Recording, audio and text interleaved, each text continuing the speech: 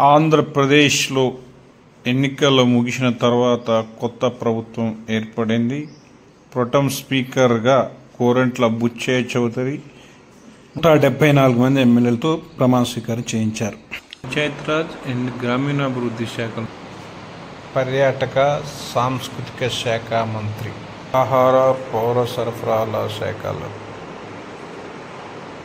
మంత్రి నాగమాధవి లోకం నెల్లిమర్ల ఎమ్మెల్యేగా ప్రమాణ స్వీకారం చేశారు.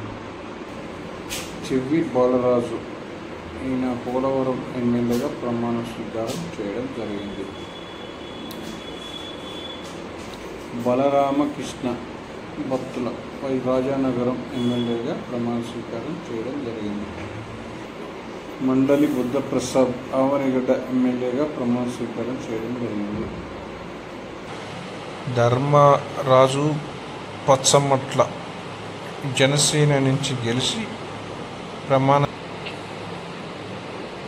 జయకృష్ణ నిమ్మక పాలకొండ నుంచి ఎమ్మెల్యేగా గెలిచి ఈరోజు ప్రమాణ స్వీకారం చేసి బొమ్మిడి నారాయణ నాయకర్ ఈయన నర్సాపురం నుంచి జనసేన పార్టీ తరఫున గెలిచి ప్రమాణ రామకృష్ణ ఈయన జనసేన పార్టీ తరఫున అనకాపల్లి నియోజకవర్గం నుంచి గెలిచి ఎమ్మెల్యేగా ప్రమాణ స్వీకారం చేసి పులపర్తి అంజనేయులు ఈయన భీమవరం నియోజకవర్గం నుంచి జనసేన పార్టీ తరఫున గెలుపొంది ప్రమాణ స్వీకారం చేశారు.